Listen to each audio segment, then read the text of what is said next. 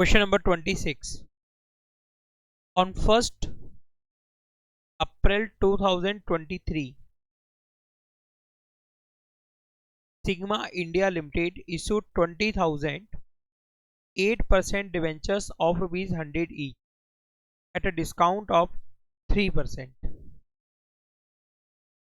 Company ने 20,000 8% debentures, nominal value debenture की 100 rupees है और ये डिस्काउंट पर इशू किए हैं 3% डिस्काउंट पर. Redeemable at a premium of 3% after 3 years. और बच्चे इनका जो रिडेम्पशन है वो 3 साल बाद 3% प्रीमियम पर होगा. तो बच्चे इशू के टाइम पर आपको लॉस होगा 6 रुपीज पर debenture. 3 rupees discount on issue of debentures का और 3 रुपीज प्रीमियम और redemption of debentures. The issue was fully subscribed according to the terms of issue. Interest on debenture is payable yearly on 31st March. बच्चे interest on debenture जो कि payable होगा साल में एक बार, ठीक है, 31st March को. The company has a balance 80,000 in security premium reserve account. 80,000 rupees security premium account का बैलेंस है बच्चे. Answer the following questions on the basis of the above information. First, what entry is passed for interest due on debentures for the year ending 31st March 2024?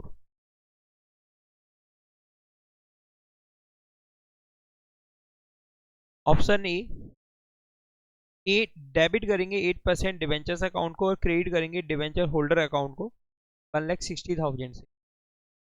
बिल्कुल गलत है बच्चे. Option B है debit करेंगे debenture holder account को और credit करेंगे interest on debentures account को. ये भी गलत है. ऑप्शन सी दिया हुआ है डेबिट करेंगे इंटरेस्ट ऑन डिवेंचर्स अकाउंट के एंड क्रेडिट करेंगे डिवेंचर होल्डर अकाउंट को 1,60,000 से. टोटल नॉमिनल वैल्यू है बच्चे 20 लाख रुपीज. 20 लाख रुपीज और 20 लाख पर बच्चे 8% होगा 1,60,000 इंटरेस्ट. जब बच्चे इंटरेस्ट पेबल होगा तो एंट्री बनाएंगे आप इंटरेस्ट पेबल की, डिवेंचर इंटरेस्ट अकाउंट डेबिट या interest on debentures account debit to debenture holder account 1,60,000 से. ऑप्शन सी करेक्ट आंसर है बच्चे, करेक्ट ऑप्शन है. और डी दिया हुआ है आपको debit interest on debentures account and credit 8% debentures account 1,60,000. इसका सही आंसर होगा बच्चे ऑप्शन. नेक्स्ट है the entry pass for payment of interest on debenture is. जब आप इंटरेस्ट ऑन डिवेंचर्स का पेमेंट करेंगे तब आप एंट्री क्या बनाएंगे. जब पेबल हुआ तो एंट्री बनाई आपने interest on debentures account debit to debenture holder account. जब आप पेमेंट करेंगे इंटरेस्ट का तो एंट्री बनेगी debenture holder account debit to bank account 1,60,000 से. देखिए यहाँ पे कौन सा ऑप्शन सही है. ऑप्शन बी डेबिट करेंगे डिवेंचर होल्डर अकाउंट को एंड क्रेडिट करेंगे बैंक अकाउंट को 1,60,000 से. नेक्स्ट है बच्चे what entry is pass for transferring interest on debentures account. आपको बतानी है डिवेंचर्स इंटरेस्ट को आप ट्रांसफर करेंगे तो उसके लिए क्या एंट्री पास करेंगे. बच्चे interest on debenture charge against profit होता है, ठीक है ना. जिसे ट्रांसफर करेंगे statement of profit and loss account में. Statement of profit and loss account debit होगा और क्रेडिट करेंगे आप इंटरेस्ट ऑन डिवेंचर्स अकाउंट को. ऑप्शन सी करेक्ट ऑप्शन होगा इस. क्लियर बच्चे. हेलो. नेक्स्ट है fourth, while preparing loss on issue of debentures account will be debited 3% discount on issue of debentures, 3% premium और redemption of debentures account, 6% 20 lakh rupees का 6% 1,20,000. Right answer होगा इसका option B 1,20,000. Loss on issue of debentures will be written off by passing the following journal entry. बच्चे आपको total loss हुआ है 1,20,000. 80,000 security premium का balance दिया हुआ है आपको. 80,000 सिक्योरिटी प्रीमियम अकाउंट से एडजस्ट करोगे और बाकी बचा हुआ कहाँ से एडजस्ट करोगे. Statement of profit and loss से। ऑप्शन डी देखिए, security premium account debit 80,000, statement of profit and loss account debit 40,000, और क्रेडिट करेंगे आप loss on issue of debentures account 1,20,000। Clear है सभी को। अगला क्वेश्चन है बच्चे, loss on issue of debentures is debited, loss on issue of debentures is debited on receipt of application money, on transferring application money to debenture account, on making allotment money due, on receipt of allotment money। तो बच्चे जो application money receive होती है जब आप उसको transfer करते हैं उस टाइम पर आप loss on issue of debentures account को डेबिट करते हैं। तो on transferring application money to debentures. Clear सभी को। अगला क्वेश्चन देखिए, करंट एसेट्स आपको गिवन है बच्चे एक्स लिमिटेड की 2 लाख रुपीज, और करंट लाइबिलिटीज दी गई है आपको 1,50,000।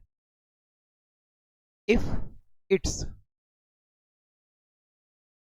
Working capital turnover ratio is 6 times. बच्चे आपको वर्किंग कैपिटल टर्नओवर रेशियो दिया गया है जो कि है 6 times. It's revenue from operation will be आपको रेवेन्यू फ्रॉम ऑपरेशन बताना है। ओके, रेवेन्यू फ्रॉम ऑपरेशन देखिए सामने लिखिए,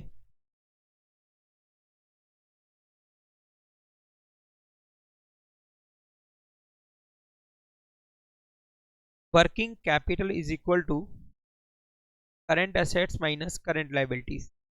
working capital is equal to current assets minus current liabilities. Current assets minus current liabilities. Current asset जिसकी value 2 lakh दी गई है और करंट लाइबिलिटीज की वैल्यू है 1,50,000। डिफरेंस होगा 50,000, ये है working capital. Working capital is equal to current assets minus current liabilities. Current assets की वैल्यू 2 लाख गिवन है और करंट लाइबिलिटीज की वैल्यू 1,50,000 दी हुई है। तो डिफरेंस जो होगा 50,000 वो क्या होगा, वर्किंग कैपिटल। क्लियर सभी को। अब लिखिए working capital turnover ratio. Working capital turnover ratio is equal to revenue from operation upon working capital.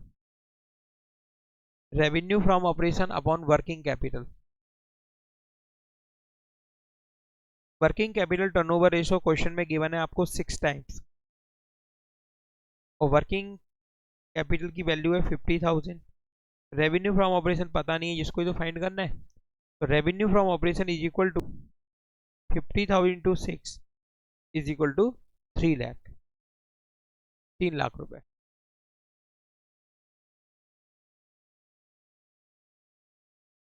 Clear सभी को। सही आंसर होगा इसका ऑप्शन बी, 3 लाख रुपीज।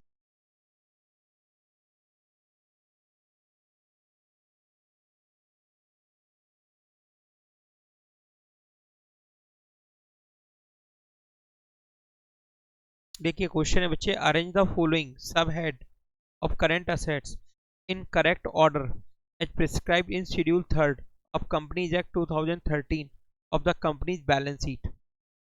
आपको हेड दिए गए हैं, इन हेड को आपको जो सब हेड दिए गए हैं इनको आपको करेक्ट ऑर्डर में रखना है, क्योंकि बताया गया है आपको schedule 3rd of companies act 2013 में।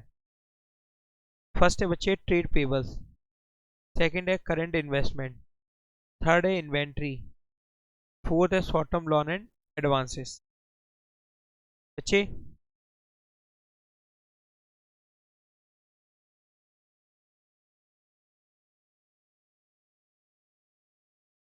करेक्ट ऑर्डर में आपको इनको अरेंज करना है, करेक्ट ऑर्डर में।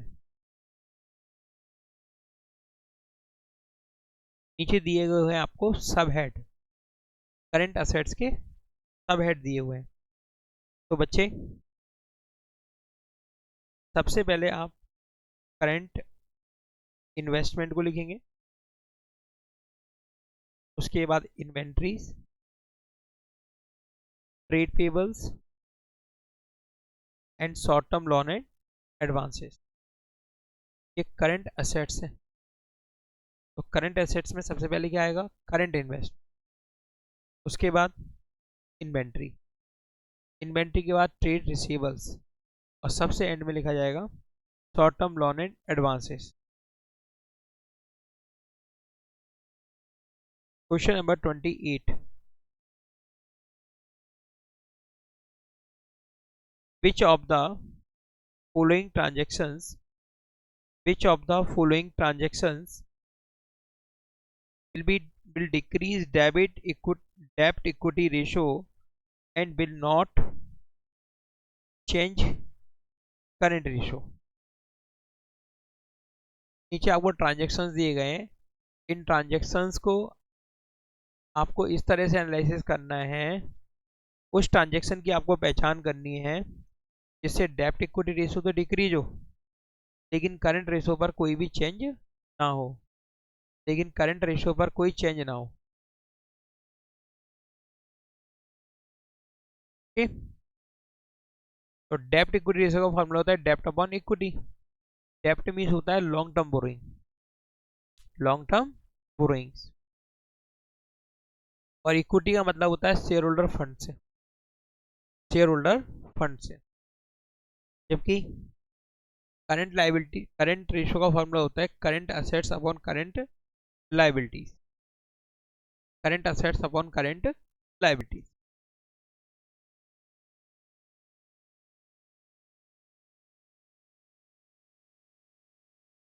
Issue of shares for cash, अच्छे से इक्विटी इंक्रीज होगी और करंट असेट्स भी इंक्रीज होगी। यस, तो करंट असेट्स की वैल्यू चेंज हो रही है ना, तो करंट रेशियो भी क्या होगा, चेंज हो जाएगा। तो फर्स्ट विकल्प तो सही नहीं है। सेकंड विकल्प option, issue of debentures against purchase of fixed assets. अच्छे, आपने डिवेंचर इशू किए क्योंकि आपको खरीदनी थी फिक्स असेट्स, और फिक्स असेट्स का जो पेमेंट है वो आपने डिवेंचर्स को थ्रू कर दिया। तो बच्चे डेप्ट इंक्रीज होगा, डेप्ट इंक्रीज होगा, इक्विटी वही रहेगी, इक्विटी वही रहेगी जो पहले थी, डेप्ट इंक्रीज होगा। ओके, डेप्ट क्या हो जाएगा, इंक्रीज। दूसरी तरफ फिक्स असेट्स इंक्रीज होगी, fix assets increase, current assets और करंट लाइबिलिटी का इसका कोई भी इफेक्ट नहीं होगा, तो उसमें तो कोई चेंज आएगा नहीं किसमें, करंट रेशो में, लेकिन डेप्ट इक्विटी रेशो चेंज हो जाएगा। अब ये कैसे पता करेंगे कि डिक्रीज होना चाहिए, वो क्या होना चाहिए, डिक्रीज। एज्यूम कर लेते हैं कि डेप्ट इक्विटी रेशो है 1/1, क्या बच्चे, 1/1, आइडियल रेशो होता है 1/1, तो हमने क्या मान लिया, 1/1, यानी कि 1 lakh upon 1 lakh. Yes, debenture issue किए सपोज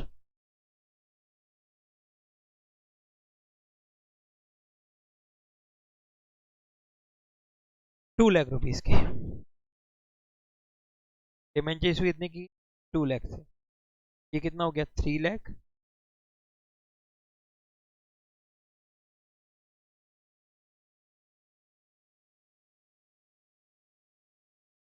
3 लाख है ना, और अपॉन 1 लाख, ये तो इंक्रीज हो गया, क्या हो गया ये, इंक्रीज। ये भी सही नहीं है, इंक्रीज हो गया ना 3:1, ये होना क्या चाहिए था, इंक्रीज होना चाहिए। Issue of shares against purchase of fixed assets, तो बच्चे डेब्ट इक्विटी रेशो पर इसका इफेक्ट पड़ेगा, इक्विटी इंक्रीज होगी, इक्विटी इंक्रीज होगी। सपोज डेब्ट इक्विटी रेशो 1/1 था, यानी 1 लाख अपॉन 1 लाख,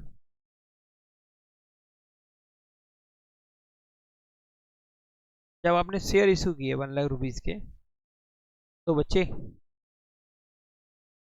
डेप्ट तो वही रहा, चेंज क्या हो गई, इक्विटी, इक्विटी इंक्रीज हो गई कितने से, 1 लाख से, यानी कि 2 लाख, ये हुआ 0.5:1। राइट आंसर है issue of shares against purchase of fix asset.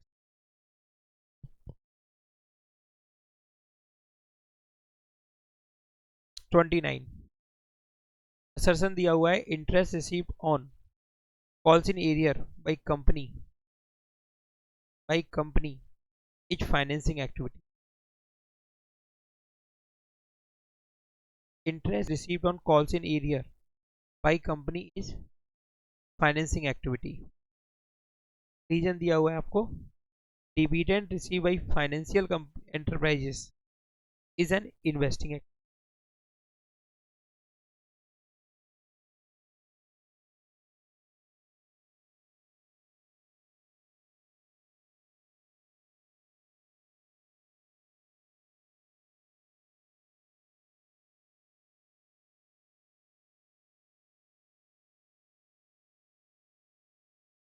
Interest received on calls in arrear समझते हो इसका मतलब?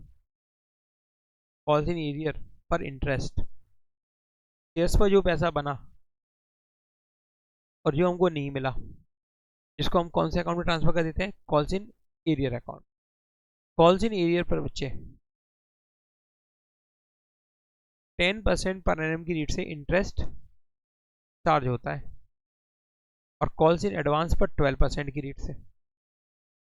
यस तो यहाँ पर बताया जा रहा है कि interest received on calls in arrear by company is financing activity. बच्चे शेयर्स और डिवेंचर्स पर जो कुछ भी आपको रेवेन्यू होती है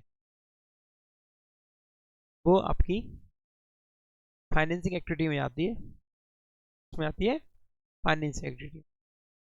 तो ये करेक्ट स्टेटमेंट है। स्टेटमेंट बी की बात करते हैं। Dividend receive by financial enterprises is an investing activity. अच्छा ये इनकरेक्ट है। ऐसा क्यों? क्योंकि जो फाइनेंशियल एंटरप्राइजेस होते हैं उनको जब डिविडेंड रिसीव होता है तो बच्चे वो ऑपरेटिंग एक्टिविटी में आता है। ऑपरेटिंग एक्ट डिविडेंड पेड होता तो चाहे फाइनेंसिंग कंपनी हो चाहे नॉन फाइनेंसिंग, दोनों ही केस में आप रिकॉर्ड करते हैं उसको फाइनेंसिंग एक्ट। तो यहाँ पे दिया हुआ है डिविडेंड रिसीव्ड, तो डिविडेंड जो रिसीव्ड है वो जाएगा बच्चे ऑपरेटिंग एक्ट में इन केस फाइनेंशियल एंटरप्राइज।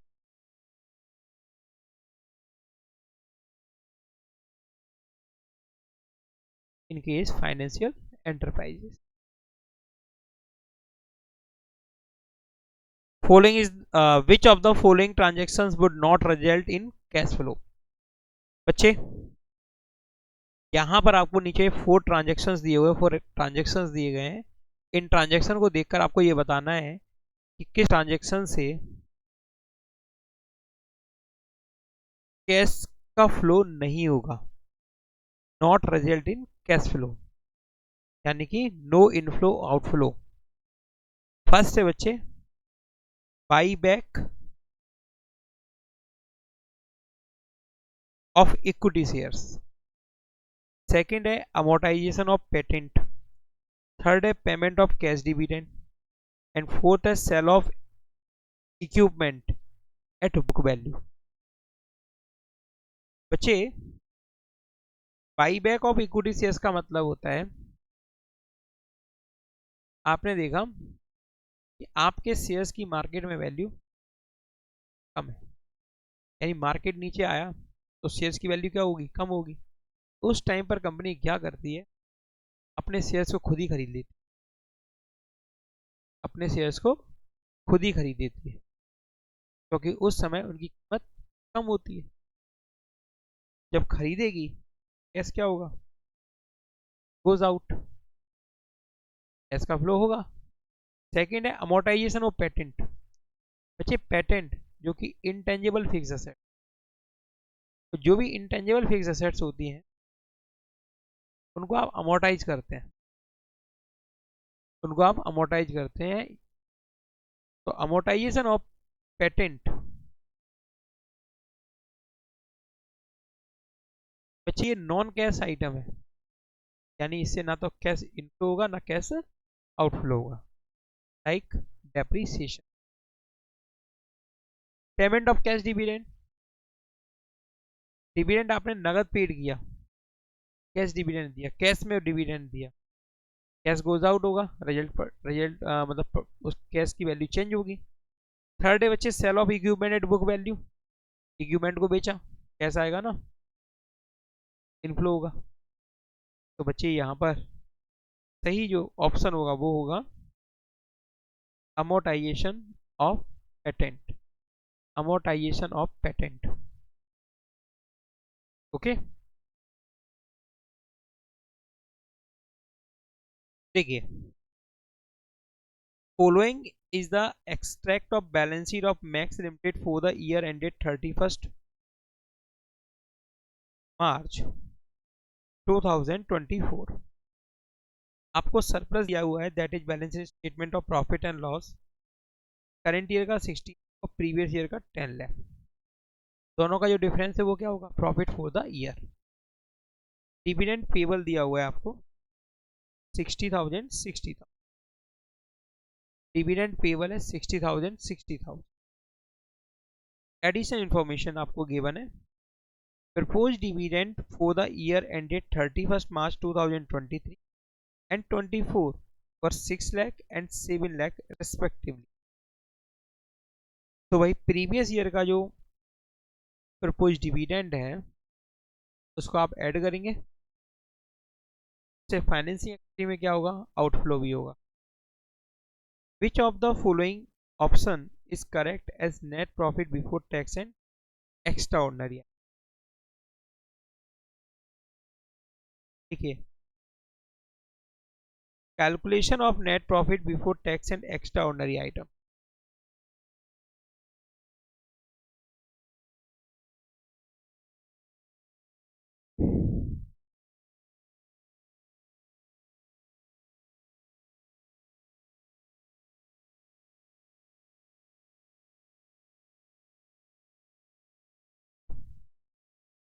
देख लिया। Surplus that is balance statement of profit and loss 31st March 2024 16 lakh, 16 lakh 16 lakh रुपए क्या है बच्चे, statement of profit and loss account का बैलेंस 31st March 2024 को लेस करेंगे। Surplus that is balance in statement of profit and loss 31st March 2023 को 10 लाख रुपए, 10 लाख रुपए, डिफरेंस आएगा 6 lakh rupees profit during the year.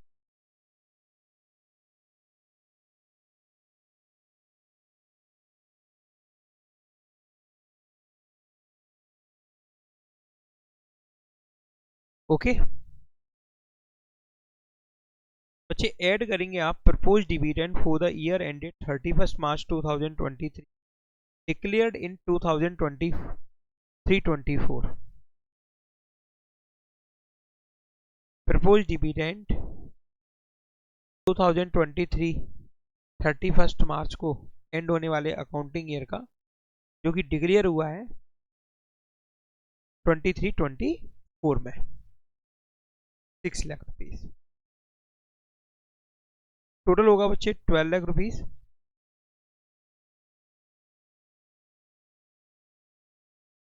जो कि है net profit before tax and extra ordinary. Dividend payable given है आपको 60,000, 60,000 इसका ओपनिंग और क्लोजिंग बैलेंस है। यदि बच्चे ये इंक्रीज होता या डिक्रीज होता तो इससे फ्लो होता, तो वो कहाँ जाता, फाइनेंसिंग एक्टिविटी में। तो बोलते सर इंक्रीज होता तो कैसे जाता, भाई प्रपोज डिविडेंड तुमने कितना डिक्लेयर किया है, 6 लाख, सपोज ये डिविडेंड पेबल आपको 60,000 उधर दिख रहा होता 1 लाख, 40,000 डिविडेंड पेबल वो है जो डिविडेंड इस साल देना था लेकिन दिया नहीं। तो आप फाइनेंसिंग एक्टिविटी में कितना आउटफ्लो दिखाते डिविडेंड से, प्रपोज डिविडेंड 5,60,000, 5,60,000। इलस्ट्रेशन दिए हुए हैं अच्छे अच्छे, कैश फ्लो स्टेटमेंट में डिविडेंड वाला जरूर देखना, डिविडेंड पेबल वाला जरूर करना, डिविडेंड पेबल वाला, ठीक है। तो डिविडेंड पेबल का जो कि 60,000 है, has no effect on net profit before tax and extraordinary item, इस पर कोई भी इसका इफेक्ट नहीं होगा।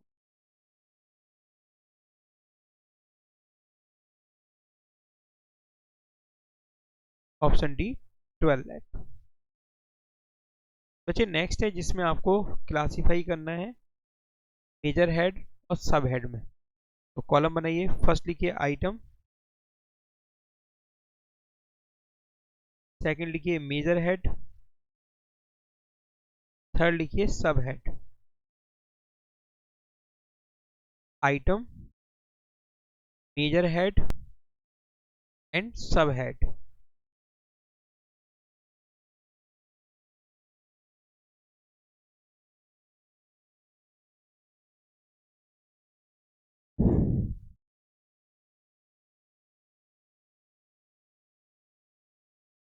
फर्स्ट है बच्चे एडवांस टैक्सेस,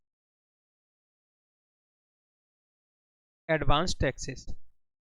बच्चे एडवांस में जो आपने टैक्स पेड कर दिया उसको क्या बोलते हैं, एडवांस टैक्सेस। आपने जो एडवांस में पेड कर दिया वो आपकी असेट्स है, ये करंट असेट्स है। और करंट असेट्स में इसका जो सब हेड है वो क्या होगा, अदर करंट असेट्स।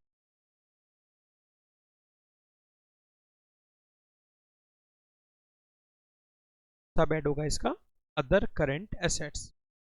क्लियर सभी को। नेक्स्ट है बच्चे shares in listed companies, shares it companies. Non current assets, non current assets में non current liability, non current investment. Non current assets ये भी, नॉन करंट एसेट्स ये,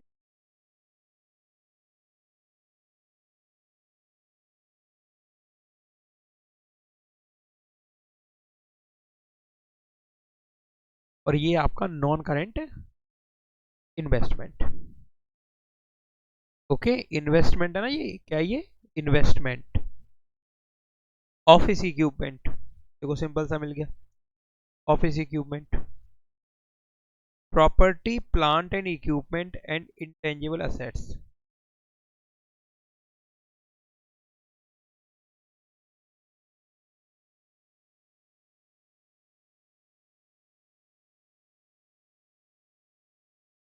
सब हेड क्या होगा इसका, property plant and equipment, property plant and equipment.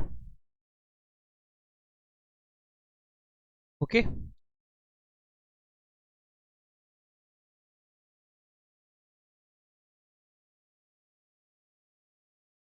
Next है provision for tax, provision for tax नहीं, प्रोविजन फॉर एक्सपेंसेस। जो प्रोविजन फॉर टैक्स का होता है वही किसका होता है, प्रोविजन फॉर एक्सपेंस का भी होता है। Current liabilities, short term provision, current liabilities में short term provisions.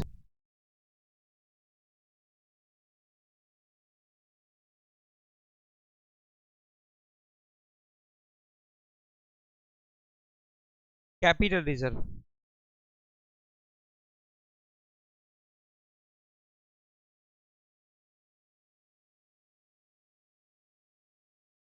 Capital reserve shareholder fund, reserve and surplus, reserve and surplus, reserve and surplus. Okay,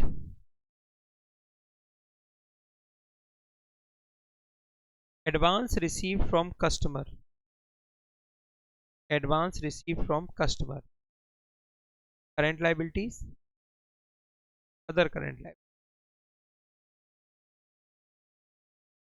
current liabilities और अदर करंट लाइबिलिटीज।